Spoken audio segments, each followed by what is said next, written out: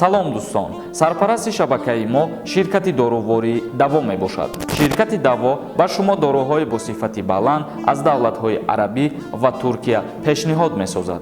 Миноксидил барои баровардани риш ва мӯи сар мебошад. Самюнван бошад барои иштиҳо омадан ва барои вазн гирифтан мебошад. Эпимедиум неопаста барои зиёд кардани қувваи мардинагӣ ва дигар дороҳои гиёҳӣ шумо метавонед аз ширкати дорувории даво дарёфт созед. Доставка ба ҳама шаҳрҳои Федератсияи Россия карда мешавад. Рақамҳо дар рӯи экран.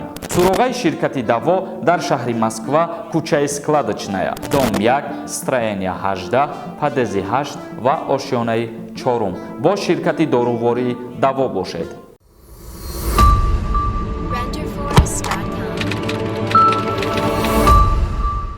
ассалому алайкум ба ҳама тамошобинони барномаҳои канали Юристиҷей. Видеои имрӯзаи мо яке аз видеоҳои муҳимтарин ва беҳтаринам бигем агар хато намекунем, чунки бисёре аз нафарҳо интизори боз кардани парвозҳо байни Тоҷикистон ва Россия мебошанд. Ҳозир дар ин видео мо гап мезанем, мефаҳмонем ҳамаша, лекин ҳастанд нафарҳое ки боз комментария менависанд ки шумо дурӯғ мегӯед ё ки дигар чизҳо. Бародарони азиз, мо то ҳамин рӯза чӣ наворе кардем? Аввалан гуфтанем ки ягон навори мо бофта ё ки аз дили худам набуд.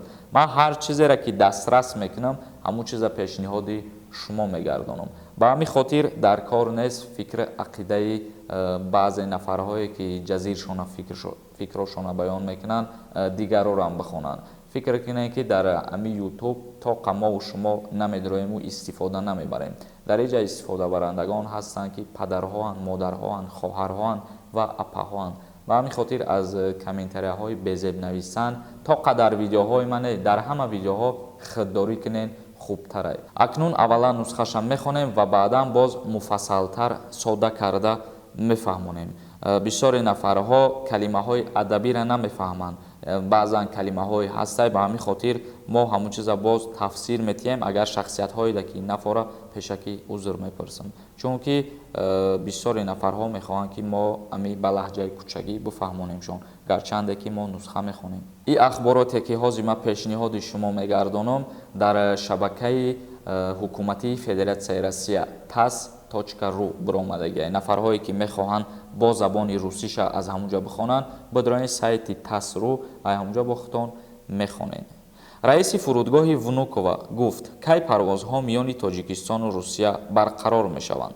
фурудгоҳи Внукова интизор аст ки парвозҳо бо кишварҳои иттиҳоди давлатҳои мустақил алалхусус Узбекистон ва Тоҷикистон аз моҳи апрел ё май ифтитоҳ мешаванд. дар ин бора Виталий, раиси шӯрои директорони фурудгоҳи байналмилалии Внукова хабар додааст. менависанд дар хабарнигорони tas.ru. номурда гуфтааст ки хатсайрҳои масири Тоҷикистон ва Узбекистон аз бозорҳои калон ва сердаромаданд ва бо беҳ шудани вазъи беморӣ интизори кушодани парвозҳои мунтазам мешавем. мо интизор ҳастем ки аз апрел-май шарикони мо кишварҳои давлатҳои мустақил пеш аз ҳама Узбекистон ва Тоҷикистон кушода мешаванд. вазъи беморӣ дар он ҷо нисбат ба мо беҳтар аст ва дар айни замон он дар кишвари мо низ мӯътадил шуда истодааст. аз ин рӯ умедворем ки ин ду бозор барои мо боз ҳам хоҳад шуд, гуфт Виталий, раиси шӯрои директорон. яъне ки қайд кард раиси шӯрои директорон Виталий фурудгоҳи байналмилалии Домодедово ки аз ҳама ҷойҳое ки серодамтарин даромад мешава барои Федератсияи Россия и Узбекистон ва Тоҷикистон мебошад, ки қайд кард ба моҳҳои апрел ё ки мая парвозҳои мунтазам барқарор шаванд ва инчунин дар давоми ҷаласа қайд кардагӣ ҳастанд ки Федератсияи Россия тасмим гирифтагӣ аст ки парвозҳоша бо ҳама давлатҳои рӯи дунё то моҳҳои август ё ки сентябра кушода мекунад. яъне ки то моҳҳои август-сентябра мо ира дар назар дорем ки чӣ давлате ки ҳастай парвозҳош кушода нашудагии олӣ ба Россия то ҳамун моҳҳора бояд кушода шавад. ин тасмими Федератсияи Россия ва аз аэропорти байналмилалӣ анаму Внукова ба ҷумҳурии Тоҷикистон бояд моҳҳои дигар ё ки моҳи май парвозҳои мунтазам барқарор карда шаванд. این همش به خاطر همین است که جمهوری تاجیکستان و ازبکستان یکی از جایهای بخطرترین نام بردن، یعنی گفتن که وضعیت بیماری در اینجا خیلی بهتر است، از خاطر که در فدراسیون روسیه نیز وضعیت بیماری سبکتر شده ایستاده است. به همین خاطر تصمیم گرفتند که با ازبکستان و تاجیکستان اولا پروازها را برقرار کنند از ونوکووا.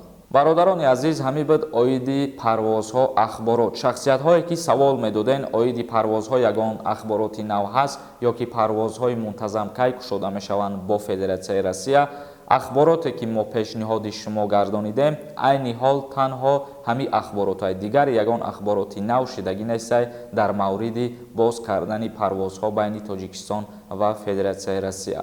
باوری دارم که ایرم یک خوشخبر بهر نفران بودند که میخواستند از تاجیکستان و فدراسیون روسیه برای کار و فعالیت بروند و امیدوار هستیم که با همون ماهای گفتگی کشوده میشوند پروازها و دلخواه آدمایی که میخواهند روند سفر کرده میروند. برادران عزیز، ویدیو را جنببست میکنیم، در کانال یوریست جی ابونه شدن فراموش نمیکنیم و ویدیوهای نوی ما را انتظار باشین. خداوند همه ما و شما را نگهبان باشه.